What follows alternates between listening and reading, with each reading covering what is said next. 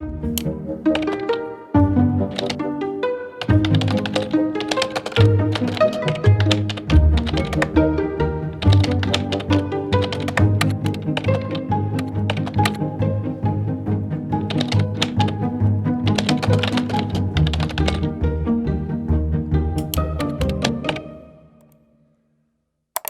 maybe more than anyone else in history, Jesus has been misquoted time and time again. I don't know how much you know about what Jesus really said, how much you've read in the scriptures, how much you've been taught, but I'm guessing that a lot of us have been in passing conversations and had a moment where we're like, I don't know if that's true. I don't know if that's what he said. Maybe we've seen it more than anywhere else on social media, pouring through our Facebook feed and going, wow, I don't know if that's actually from the Bible. God forbid, maybe we've even heard some things said in the hallways of our churches, or, oh, please God, let this not be true, from our stages, that we're misquoting Jesus. This is not a new phenomenon. This is not an epidemic that's on the rise. This has been happening for 2,000 years, since the church started. In fact, for example, historically, the church has been known for building up walls and communicating to the masses, you cannot come in here unless you look a certain way, you act a certain way, you believe certain things. And therefore, I shudder to think how many people over the last 2,000 years have never discovered life in Jesus, have never encountered God because of that misunderstanding communicated to them. From the early church, way back in history, all the way to now, Jesus has been misquoted. Now, I think about today and our divided church. I think about kind of a common question for a lot of us, all the different denominations. Why are there different styles of worship? Why are there different doctrines of faith and all these different kinds of churches? Surely that wasn't the plan in the beginning. I think there's part of that that's reasonable and understandable because we look at what Jesus actually said, we look at what the Bible says, and we just interpret it differently, and we disagree. There's some really smart people who disagree on what the original Greek meant in that context to us in 2019. And that's kind of understandable.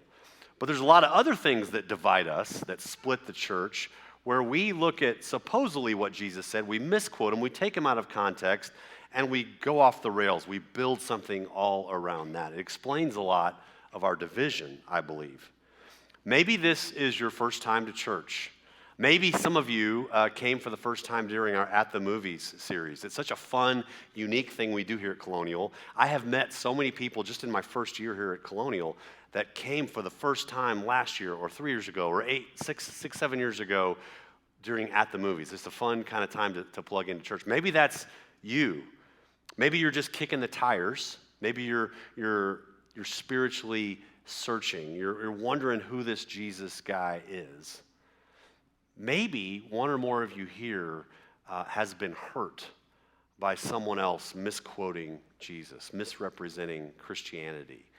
If any of that applies to any of you here today, I am so glad you're here. I'm actually excited for you because I think over the next few weeks, if you attend and you're a part of this conversation, my hope, my confidence is you're going to get a glimpse of who Jesus really is.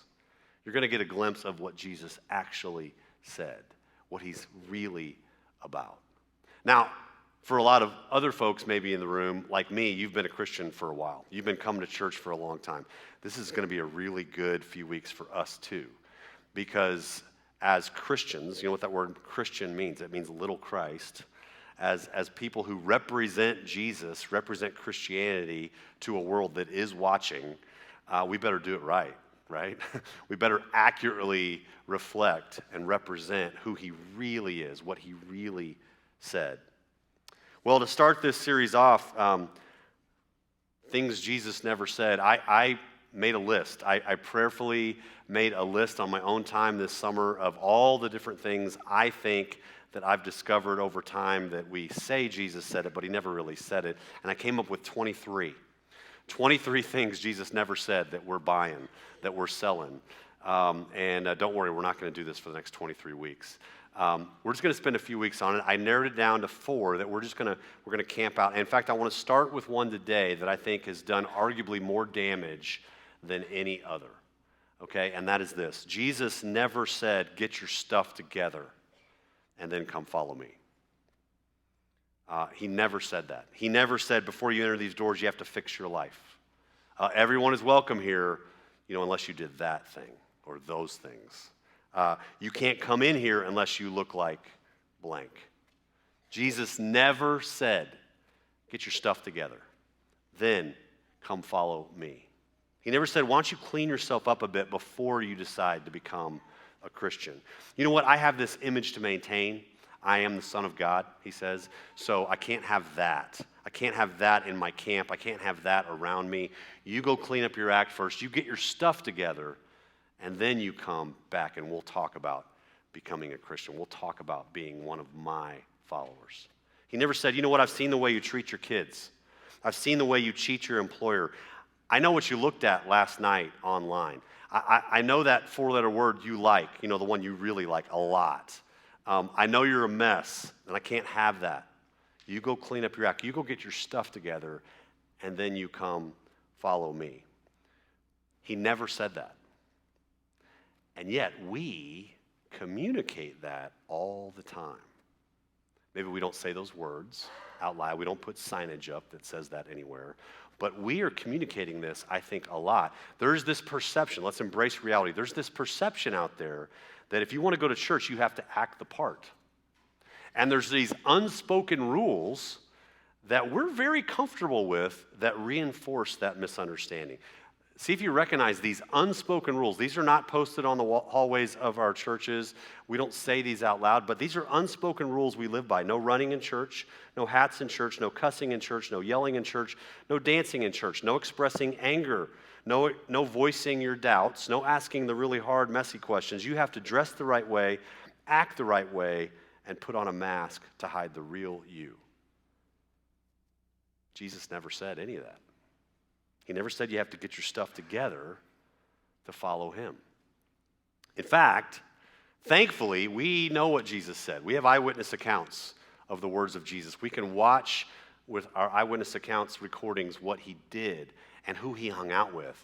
And let me remind you, he went to parties, he hung out in homes, he invited people to be a part of his following that would make most of us so uncomfortable if those people walked in the room today, if we're honest. When we put these expectations on people, I believe we end up excluding people that Jesus wants so desperately to include. And that's a big deal. That's a big deal. Maybe you are here today and that's your story. I'll bet that one or more of you went to church back in the day, at some point in the past. Thank God you've come back for whatever reason. But you went to the church back in the day. You walked in the doors. Maybe it was here. Maybe it was somewhere else. And somebody communicated to you, hey, you can't dress like that. Hey, you can't use those words here. Hey, you can't ask those questions here. You can't express those doubts here. You can't live that lifestyle and be a part of what we're doing. You've been told that the church and ultimately Jesus isn't for you because you don't have your stuff together. If that's you, I recognize I can't speak for everybody. I can't speak for even Colonial Church, even though I'm one of the pastors. But for whatever it's worth, I just want to say I'm sorry. I am genuinely sorry. I'm sorry that the church didn't welcome you just as you were. I'm sorry that you were forced to act a certain way before you even heard about Jesus. I'm sorry that the church put those expectations on you before you even figured out what you believed. We should be able to belong before we believe. I feel really strongly about that. We should be able to belong before we believe. If you're taking notes on the back of your handout, if you're using your thumbs on the app to take notes, that's one of the options.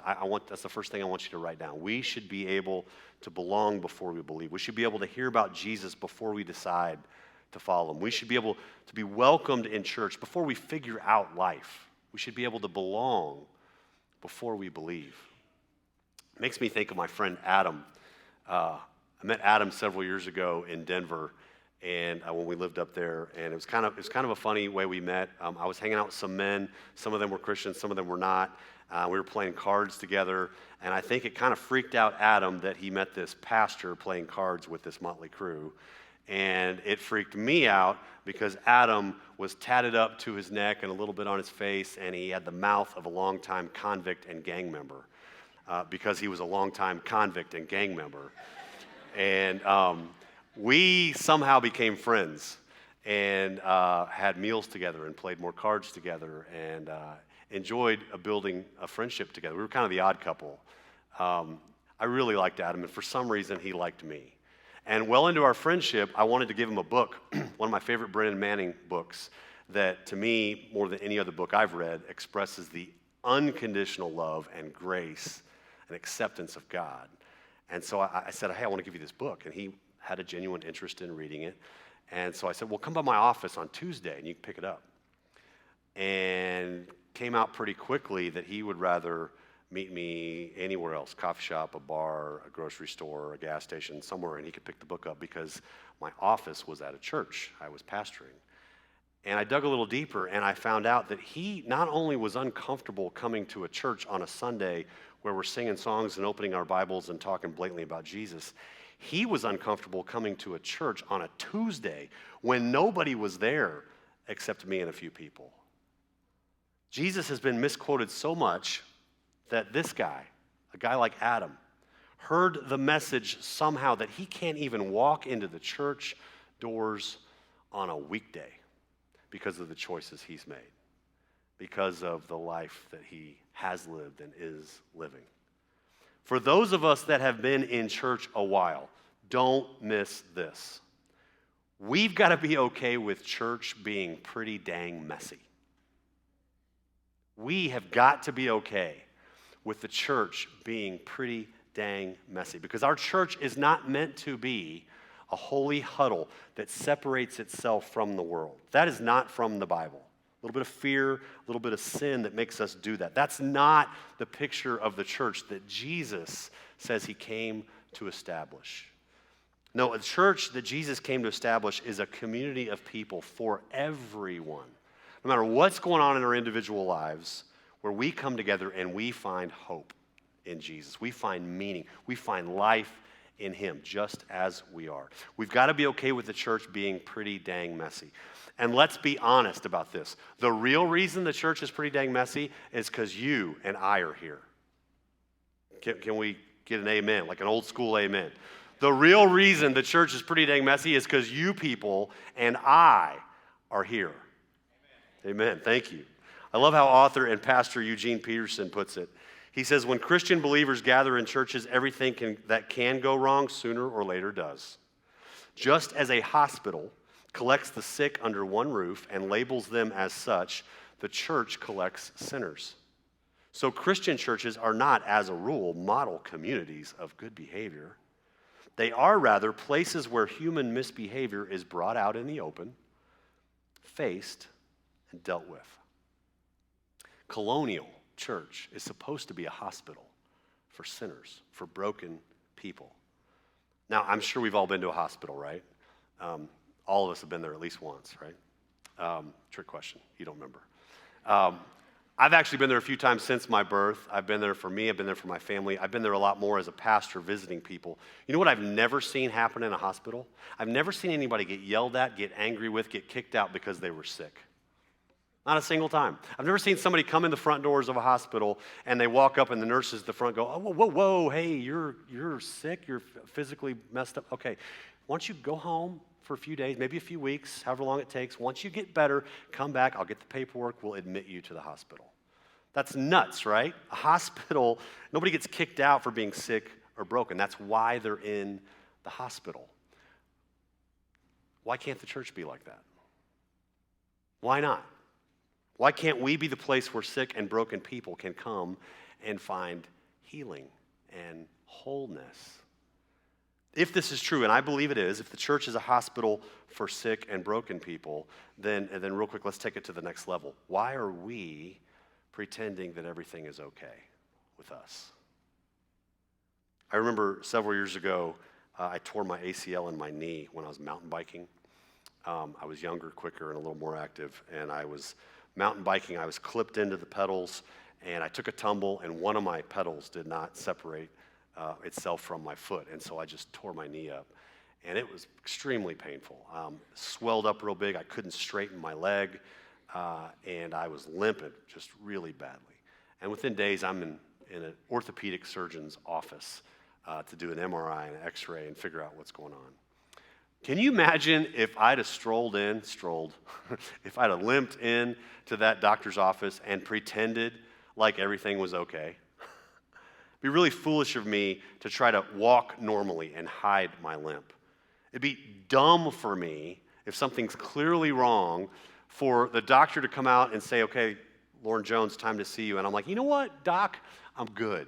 I just stopped by. I see you've got a waiting room. You got some nice elevator music going. There's the new edition of SI, Sports Illustrated. I haven't read that one yet. I think I'm just going to enjoy some quiet time. I'm totally good. He would have thought that was the most foolish, dumb thing ever. Clearly, my knee's swollen. I'm grimacing as I barely move my body. It would be stupid to go to the hospital and pretend that you were okay when you're clearly not okay. And yet, there's a lot of us that do that every weekend. What would it take for this to be a place where when we are hurting and sick that we can come here and be open and honest about it? What would it take for us to change the perception that you have to get your stuff together to enter these doors? What would it take for this to be a place where people bring their messed up lives and then it gets sorted out here? The Gospels, the written accounts of the life of Jesus, are full of examples of Jesus connecting with broken, sick, messed up people. And time after time, without exception, I dare you to find an exception, Jesus welcomed every single one of them. Now, everybody else around Jesus was incredibly uncomfortable with all of the tax collectors and prostitutes and lepers and children and rebels and adulterers and Samaritans and all these people. They were very uncomfortable. And Jesus, read the scriptures, was never uncomfortable with them. People went out of their way to avoid these people. Jesus went out of his way directly to connect with these people, to welcome these people. Okay, we get it. I could stop now. Jesus never said, get your stuff together and then come follow me. We know what he said. So the question now is, how do we become the church that Jesus actually intended? How do we become that church? To do that, we're going to look at one passage where it's laid out for us, okay? Jesus modeled these qualities for us that he wants to infuse in us. If we're going to live the Christian life, we're going to be little Christ Christians, this is what he wants us to live out. Paul, thankfully later, one of the first Christian leaders, one of the authors of much of the New Testament, he wrote down these qualities and said, this is what the church should look like. So we're going to look at this passage together. Open up your Bibles to Ephesians chapter 4. It's in the New Testament, late in the Bible. If you've got one of our free Bibles in the back, which you're always welcome to grab a hold of, you can even go get one right now. You can get one on the way out. Really want to encourage you. We want to be a church that's always opening this book together, not only together like a moment right now, but on our own time. If you've got one of the free Bibles, this is on page 944. I'll be reading from one of them.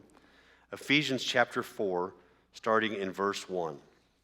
Paul says, therefore I, a prisoner for serving the Lord, beg you to lead a life worthy of your calling, for you have been called by God. Always be humble and gentle.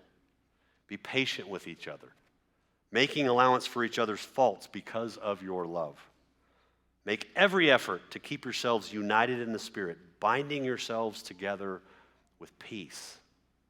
For there is one body and one Spirit, just as you have been called to one glorious hope for the future. There is one Lord, one faith, one baptism, and one God and Father, who is over all and in all and living through all. Now, I don't know what you hear when you read that brief passage, but I'll tell you what I hear. I'll tell you the image I see. Paul is saying this is something we've been called to, this faith community, and it's meant to be real. It's meant to be safe. It's meant to be about authentic connection. I think about it, the best shot that we have as Christians, to actually live out our faith, to live out a life that honors the one who made us, who calls us to this purpose, is to do it together. That's the best shot we have. To do it alone, it's hopeless. But to do it together, we're made for this. And if we're going to do it together, it's only going to work if we're real and we're honest and we're authentic in our connections. That can't happen if all we do is yell at each other, throw stones at each other. It can't happen when we're focused on each other's shortcomings. It can't happen if we have our eyes on the people around us who have work still left to be done. We're all works in progress. We've got to turn our eyes to the real enemy here. We have to create an environment that's real, safe, and authentic. That's how we grow. That's how we see God change us from the inside out. Paul's laying this out for us, okay? He's laying this out. He looks at the life of Jesus. He lays this out for us as a church. It's not a church that judges. It's a church that comes around each other. It's not a church that shoots its wounded. That imagery has stuck with me the first time I heard a pastor years ago say that. We have too many churches shooting their wounded. We need to be a church that's picking up the wounded and carrying them with us. I want to look back at these first few verses to get this foundation about what the church should look like. Look back at verse 1 with me. Paul says, I, a prisoner for serving the Lord. That's not a metaphor. He's writing this from prison, okay? I beg you to lead a life worthy of your calling. You have been called by God. He's talking to us Christians. We didn't just check the Christian box on the survey. We didn't just say, yeah, that's what I grew up. That's my culture. Yeah, I'm from Texas, of course. I'm American. I'm a Christian. No, he's saying, you people who said, Jesus is my king. Jesus is my Lord. He's the reason for life. He has saved me. He is at work in me. Okay, you have that calling on your life. You have embraced God's supernatural call in your life. Now live like it. Now let your life match that. Let your actions match that. What is our calling? What does Jesus want us to do? He lays it out for us so simply. We even addressed this in At the Movies a few weeks ago. Love God, love people. That's the calling on your life and mine. You want to live the life of a Christian. You want to live the life Jesus intends for you to live. Love God, love your neighbor, love people. Paul's saying, talk is cheap. Your actions should match your words. If you call yourself a Christian, your life should look like the life of Jesus. And then he lays out these qualities, okay? Let's look at these qualities. Verse 2, always be humble and gentle. Be patient with each other, making allowance for each other's faults because of your love. First one he says there's a doozy. Always be humble. The church, you and me, we should be full of humility. Humility. What is humility? Well, real quick, humility is not just thinking so little of ourselves we're nothing. That's not humility. That's low self-esteem. That's unhealthy, okay? Humility is actually having a correct interpretation, a correct understanding of who we are. Not too high, that's arrogance. Not too low, that's just weird and unhealthy and bad. Humility is a correct understanding of who we are. What Paul's saying here is don't bring your arrogant, I'm better than you attitude inside these doors. Jesus is the one who has saved us. Jesus is the one who has forgiven us. Jesus is the one who created us. Jesus is the one who's given us life and purpose. If we're bragging about anything, we should be bragging about Jesus. We should be humble. The second thing that Paul says is to be gentle. Always be humble and gentle. I think this actually, as much as anything, speaks to what we're talking about today. What does it mean to be gentle? It's not soft and wussy and passive. That's not gentle, okay? A different English word that we see here, gentle, from the original Greek, some of the other English translations of the Bibles that maybe you have seen translate that same word, meek. What does it mean to be meek? What does it mean to be gentle? It's strength under control. That's what gentleness is. I think of Jesus being gentle. I think of Jesus being meek. He was strong, but he was under control. That's what gentleness is. In other words, Paul's telling us to be gentle with each other, not bulldoze over each other. We must be gentle. We must keep our strength under control, which comes right into the next quality. Be patient with each other. What does it look like for us to be patient with each other? Patience means endurance. It means long suffering. It's saying that even when we have the opportunity and the strength to pay someone back, to put someone down, to gossip, to get revenge on someone, instead, we have patience to defer that. we have our strength under control, and we bear with each other. I love what Paul says next. Make allowance for each other's faults because of your love. I think a simple way of putting this is an attitude, I got your back. I've got your back. It means having patience with the weaknesses of others. It's being gentle with people when they don't have it all together. Instead of sharpening our knives, ready to stab each other in the back, it's getting ready to pick each other up when we fall and journey together. This is what we're called to do. This is the picture that Paul paints for us. The Christ-like qualities, we're to be full of humility, gentleness, patience, and love. The church is supposed to be a place, a people group, where we can step in and say, you know what? I got some stuff going on that you don't know about. I'm pretty rough around the edges. I got some junk. I don't have everything figured out. And the church's response is, yeah, us too.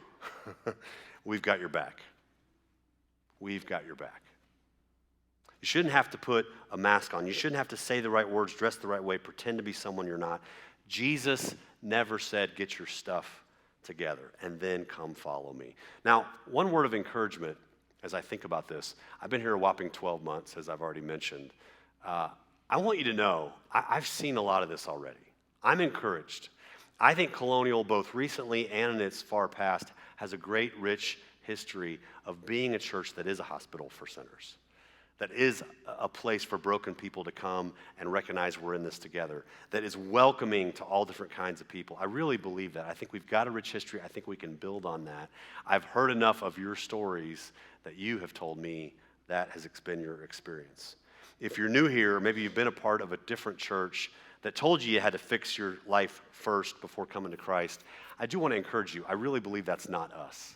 We got a lot of room for improvement, but I really believe that's not us. We are a group of broken people pursuing a perfect God because we are one body, we are one church, and when one is struggling, we're all struggling.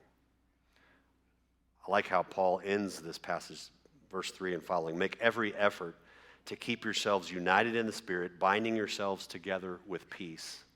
For there is one body and one Spirit, just as you have been called to one glorious hope for the future. There is one Lord, one faith, one baptism, one God and Father of all, who is over all, in all, and living through all. So do you get that picture? This is what the church is supposed to be, unified, together, one body, not a church that throws stones at each other.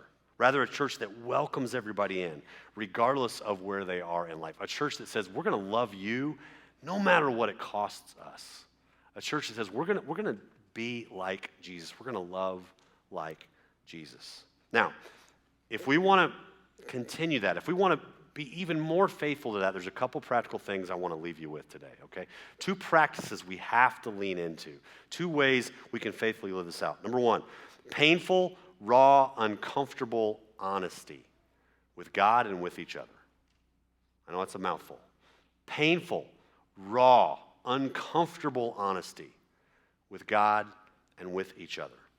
If we want to be a place, a people group, a community that is real, authentic, safe, accepts people where they are, well, it's got to start with us, right? It's got to start with us.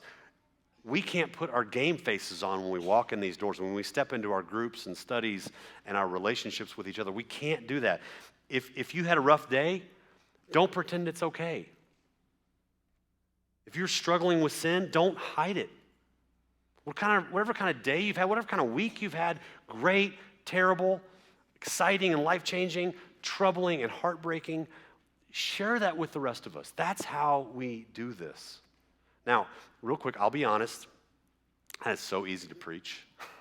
That's so easy for me to say out loud. So easy for a bunch of you to nod your heads like, yeah. So hard to live, right? So hard to actually do. I can do a really good job of hiding what's going on in my life. And every once in a while, God says, you need to be real with the people around you. You need to open up about what's really going on in your life. And in those moments, I have a choice to make. Do I want to keep hiding? Do I want to take the risk of letting someone know what's really going on? Do I want to keep pretending that everything's great That everything's as it should be? Or do I want to take the risk of letting people see what's really going on? And in those moments, I'm really asking, is this a safe place? Is this a safe community? Is this a safe relationship where I can really be me? If I open up like this, are they going to reject me? Are they going to love me right where I am, or am I going to get kicked out the back door? I know I'm not alone in this. I know I'm doing all the talking right now, but I know I'm not alone in this. I've been around Colonial enough, I've been around the church in my life enough to know you get what I'm talking about. I was on a backpacking trip just a week and a half ago in Montana. It was amazing. I'm so tempted to just talk your ear off about it and share my pictures and stories, but I won't do that, okay?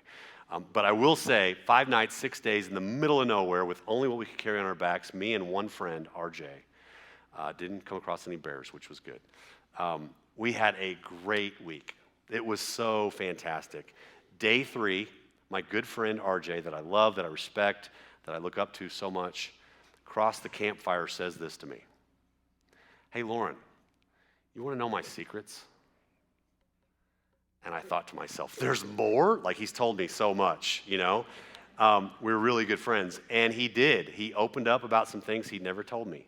A lot about his childhood, a lot about some really difficult things he's gone through in life, some bad choices he's made. And our friendship just went boom to here. I was able to say to him, actually, even before he shared with me, yeah, I want to hear. And no matter what you say, I'm not going to love you any less. Bring it. This is why we're here. This is we're in the middle of nowhere. Yeah, let's deepen our friendship. Let's do life together. If we want to be a church where everyone is welcome, where everyone can find hope, can discover Jesus, we need to start with us being honest. But it doesn't end there. The second part is required. If we're going to take those risks on the front end, the second part, we've got to live this out. Unconditional love and acceptance of each other. We can't just take the risk on one end of being real with each other. We've also got to choose to embrace, to accept, to love each other well, no matter what comes at us. I think that just hits us right where our biggest fears are, right?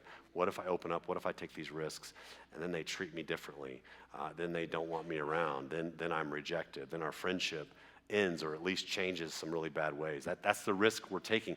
We've got to love unconditionally. We've got to accept each other.